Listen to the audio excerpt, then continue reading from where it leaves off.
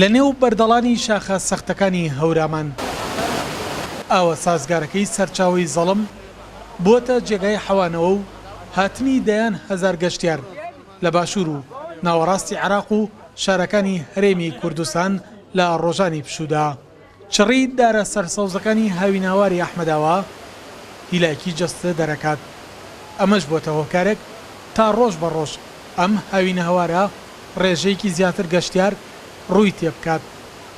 گەشتیاران داواکارن حکوومەتی هەرێمی کوردستان گرنگی زیاتر با پرۆژە خزمەت گوزاریەکانی لە هاوینە هەواری ئەحمەداوە و سەرچاوی زەڵم بدات.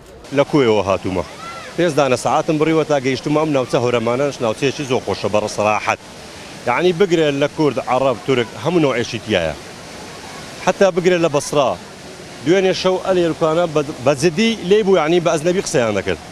ئەوانە کەیف و سەفیان هەبوو بۆ ئێرکانە زۆر خۆش بوو، یعنی ئێمەش کەیفمان بووە کەوا خەڵک لە جنوب و لەم لاو لەولا لە هەموو شارەکانەوە لە وڵاتەکانەوە ڕووی تێکە، یعنی بەجددی بوو ئێمە سەربەرزیە.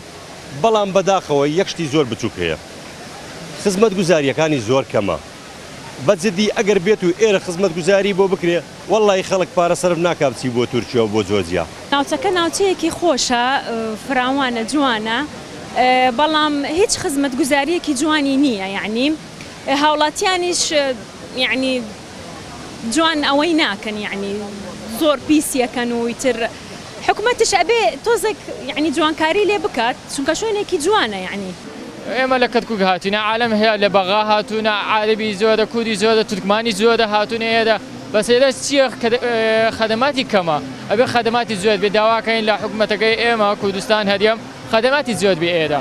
عالمەکەش بەڕاستی یعنی هیچ یعنی شت زۆر فرێدا و ئاردوبەرد پاک نییە و پێما خۆشە، یعنی باشتر بێت چکە شوێنەکە زۆر خۆشە، سەوزایی و ئاوی تێ.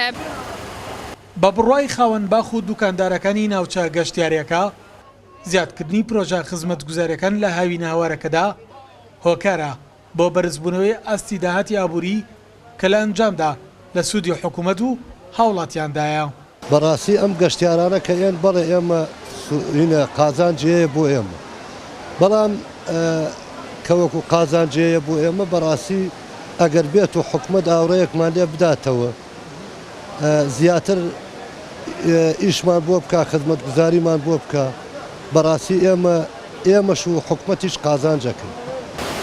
بەوتەی بەرپرسانی کەرتی گەشت و گوزار لە پارێزگای هەڵەبجە بە تەواوکردنی پرۆژەی ماستەرپلانی گەشت و گوزاری هاوینە هەواری ئەحمەداوە سەرچاوی زەڵم ناوچە گەشت و گوزاریەکە بێتە یەکێک لە ناوچە گەشت و گوزارە هەرە پێشکەوت و پڕخزمەت گوزاریەکانی هەرێمی کوردستان.